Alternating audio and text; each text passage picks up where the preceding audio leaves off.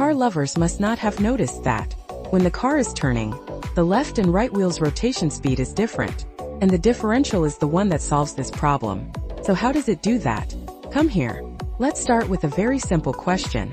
When a car is driving straight ahead, the left and right wheels move in a straight line, the distance is the same, and the speed is the same. There's no problem with this. But as soon as the steering wheel turns, the problem arises immediately. When turning, the outer wheel takes a big arc. The distance is definitely longer, while the inner wheel takes a small curve, and shorter. In the same second, the outer wheel travels further. The distance is different. The rotation speed must be different. So the outer wheel must turn faster, and the inner wheel must turn slower. But the problem is, these two wheels. How to create this speed difference? If the left and right wheels are connected by a rigid shaft, are rigidly connected, the problem is that the outer wheel is fast, the inner wheel is slower, but they can't stop each other. The drive shaft will be twisted and pulled.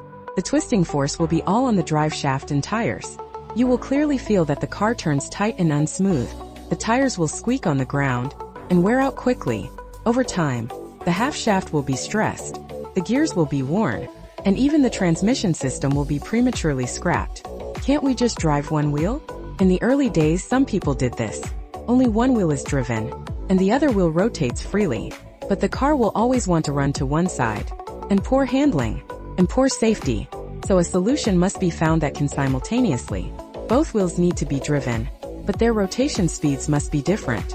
And this problem was finally solved by the differential. What you see now is a differential of a truck.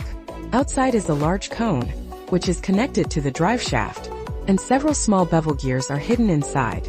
The differential divides the original drive shaft into two half shafts on the left and right, and connected by a special gear structure in the middle.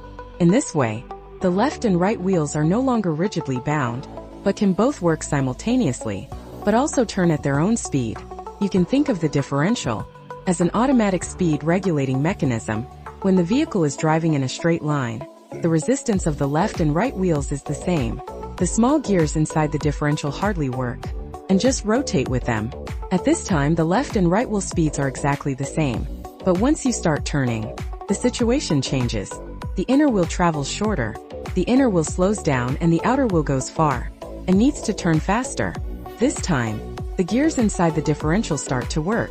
It will transfer the part of the inner wheel's slow speed, and supply it to the outer wheel without change. So you will find a key conclusion. The average speed of the left and right wheels is always equal to the speed of the drive shaft. And what really accomplishes all this is the small bevel gears inside the differential, which are also often called planetary gears in cars.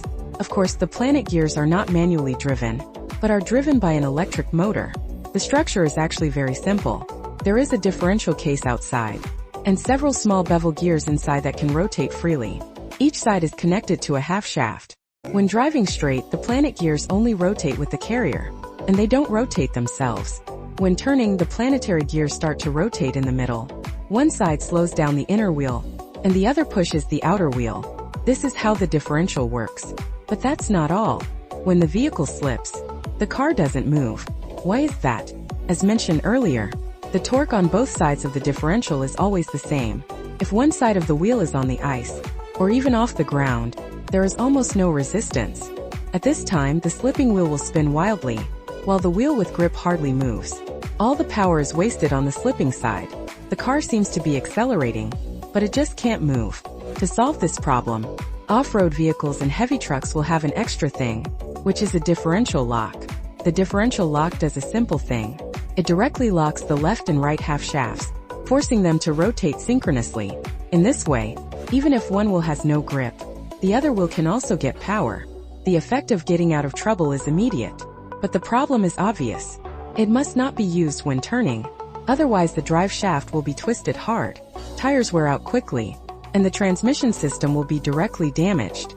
So the differential lock can only be used in snow and other special working conditions for short time.